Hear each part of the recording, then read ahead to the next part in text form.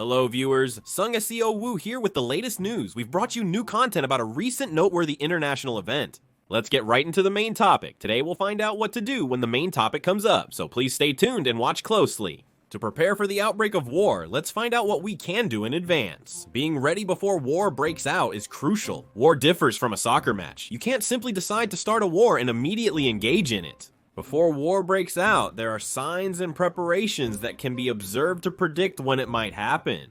The United States military's movements, particularly the Navy, can indicate potential future events. News reports also reveal United States military deployments. Before the Ukraine war began, the United States deployed around 8,500 troops in preparation for potential combat. They also sent rapid deployment forces and an additional 3,000 troops to Poland, Germany, and Romania. The United States Navy was on alert prior to Russia's attack on Ukraine. That's right, and then? Looking at it from South Korea's perspective, if North Korea or China attacks South Korea, the entire situation could change. Depending on how close North Korea and China are, we might have to anticipate a joint attack. Thinking that it's obvious is easy. If you just imagine it simply, it's easy to think that the city is the main target. The soldiers have to take care of everything, eating, sleeping, and even going to the bathroom on their own. But when you see these troops moving, you can kind of feel how overwhelming it is. A simple internet search reveals the military supplies being purchased by individuals. Analyzing data on North Korea's or China's purchases of gas masks, protective gear, and production numbers of ammunition and weapons can provide insights into their military capabilities and intentions. During the Ukraine war, Russia started amassing strategic military supply reserves. It's puzzling why they would stockpile such reserves if they expected the situation to remain unchanged.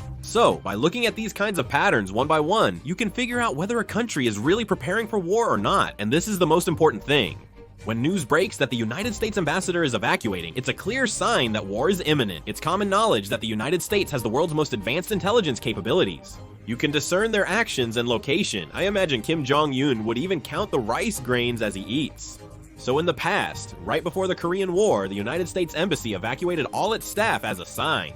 About a month before the outbreak of the Ukraine war, the United States and United Kingdom embassies began evacuating. Ukraine also began advising its citizens to leave the country. If the United States Embassy in our country were to evacuate, it would indicate that war could break out soon, so it's advisable to prepare in advance. Also, the fact that key personnel are moving out quickly is usually a sign that something is about to happen soon. It's a sign of abnormality when high-ranking officials, military leaders, and major industry figures rapidly leave the country in quick succession. These individuals may have obtained intel from within the government suggesting an impending war. Similarly, numerous entrepreneurs departed during the Ukraine crisis.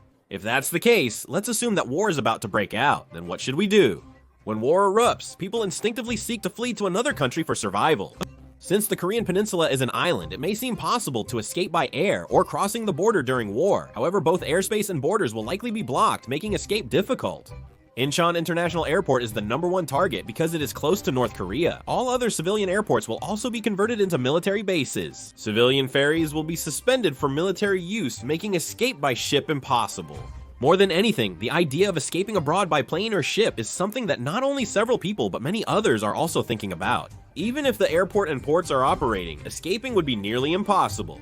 If the situation in Korea is urgent, escaping abroad is practically impossible, especially with the roads likely being jammed. If war breaks out, main roads will be controlled for military purposes and have checkpoints. If war breaks out, imagine the chaos of 2.5 million people in the border area attempting to flee using the roads simultaneously. A terrible traffic jam, far more chaotic than evacuation drills, will occur.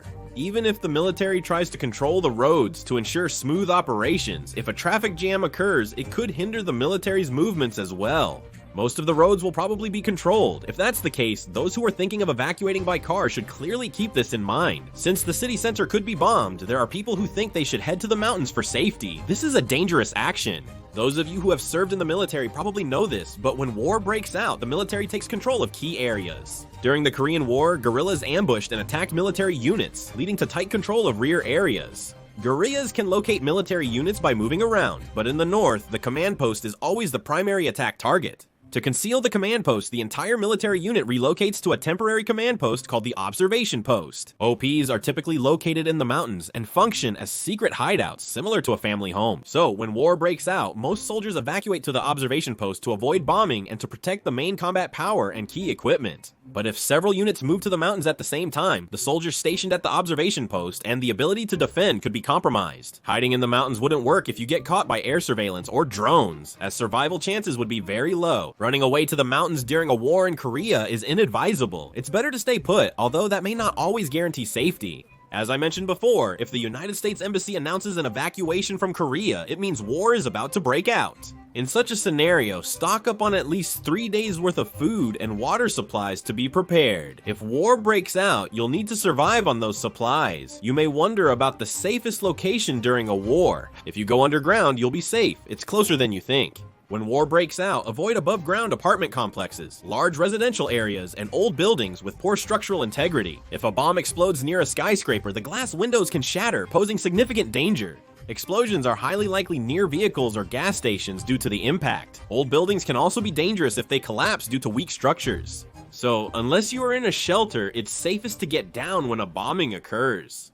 The most representative examples are underground shelters and parking lots. For underground shelters, stay in a safe area inside. Due to the bombing, moving to another underground platform is relatively safe, even if the entrance is blocked. The subway station contains essential supplies like food and water, making it beneficial for survival. Also, in the case of tunnels or mats located underground, they can be relatively safe shelters with a higher chance of survival. It's also important to check in advance if there are any such facilities nearby. If there are no underground facilities nearby, it's safer to stay inside a building. Concrete buildings, especially those built to modern standards, provide excellent protection. They are strong enough to completely shield occupants from shockwaves. If an explosion occurs, an evacuation underground isn't possible. Stay away from windows and doors, and crouch down to significantly improve your survival chances. To prevent electricity from entering a room, the military uses Faraday cages for electromagnetic shielding. During air raids, locations with visible light are more vulnerable to attack. So to avoid being attacked, it's safest to keep the lights off.